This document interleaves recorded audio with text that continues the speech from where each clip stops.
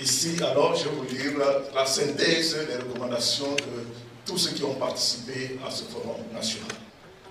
Nous, participantes et participants au forum national sur l'enseignement et la formation technique et professionnelle les 27 et 28 octobre dans la salle de conférence de Ouaga 2000, recommandons l'adoption et la vulgarisation d'un document de référence qui servira de boussole pour une meilleure opérationnalisation de la nouvelle vision en matière d'enseignement et de formation technique et professionnelle.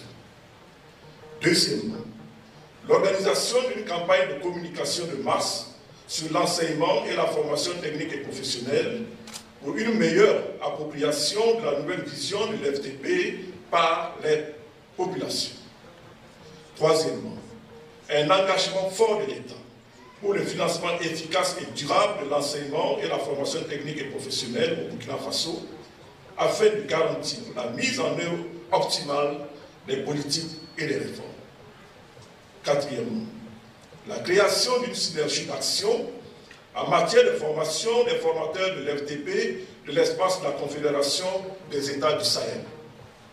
Cinquièmement, la mutualisation des ressources humaines et matérielles de l'FTP au sein de l'espace confédéral de l'AES.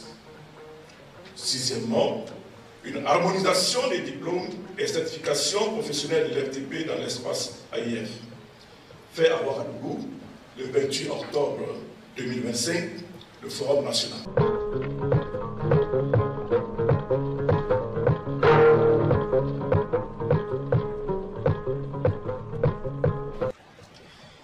Camarades participants, nous voici parvenus à la fin des travaux du Forum national sur l'enseignement et la formation technique et professionnelle sous le terme. Mise en œuvre des réformes pour un système d'enseignement et de formation technique et professionnelle au service du développement endogène du Burkina Faso. Chers participants, chers camarades, l'enjeu de ce forum était d'abord de poser le bon diagnostic de notre système d'enseignement et de formation professionnelle technique pour en dégager les faiblesses et les défis dans le but de proposer des réponses fortes et innovantes à même d'améliorer son efficacité interne et externe et son efficience.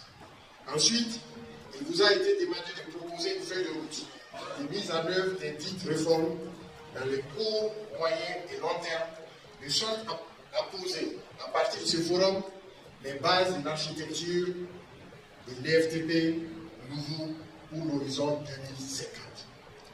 Il me plaît de vous rappeler qu'à l'horizon 2050, nous devons avoir 60% de nos apprenants dans l'EFTP et 40% dans l'enseignement général, et parmi cet enseignement général, une forte proportion pour l'enseignement scientifique.